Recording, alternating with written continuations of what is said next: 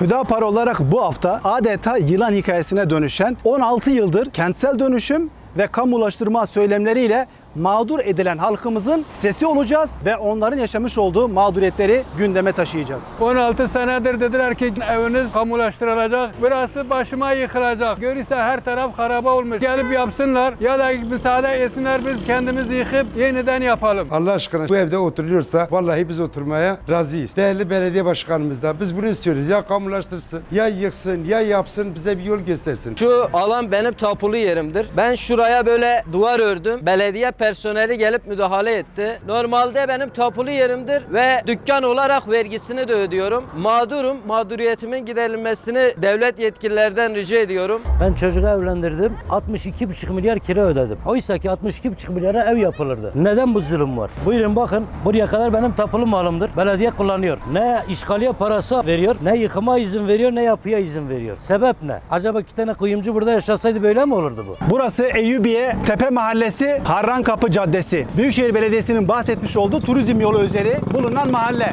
16 yıldır bu mahalledeki insanlar belediye tarafından mağdur ediliyor. Büyükşehir Belediyesi buradaki iş yerlerini ve evlerini ne kamulaştırıyor, ne kendisi yıkıyor, ne de buradaki mahallenin kendisinin yıkmasına izin veriyor. Yani ne imar izni var, ne de kamulaştırıyor. Şimdi Şanlıurfa Büyükşehir Belediyesi yetkililerine sesleniyorum. Siz evlerinize rahat uyuyabiliyorsunuz. Peki bu mahallenin sakinleri evlerinde rahat uyuyabiliyor mu acaba? İnsanlar burada nem içinde, rutubet içerisinde, kokudan bile durulmayacak evlerde yaşamak zorunda kalıyorlar. Allah'tan reva mıdır? 16 yıldır mahalleli bekliyor. Az önce bir kardeşimiz anlattı. Çocuğunu evlendirmiş, kiraya çıkmak zorunda. Halbuki imar izni olsa üst katına bir ev yapacak, çocuğu kiracı olmayacak. Tepe Mahallesi ile beraber Yeşildirek Mahallesi de aynı sıkıntı yaşıyor. Orada da evler insanların tepesine yıkılacak. Belediye ne imar izni veriyor ne de insanların yıkmasına izin veriyor. Çözüm çok basit. Büyükşehir Belediyesi ya burayı kamulaştıracak ya da imar izni verecek. İnsanlar kendi eliyle burayı yıkıp yeniden imar edecekler. Bu kadar basit olan bir adımı zorlaştırmanın hiçbir anlamı yok. İnsanları mağdur etmenin hiçbir anlamı, izahı ve açıklaması yok. Lütfen Büyükşehir Belediyesi bir an önce hızlı bir şekilde adım atsın. Bu insanları mağdur etmeden gelsin, kamulaştırsın, yolu da genişletsin.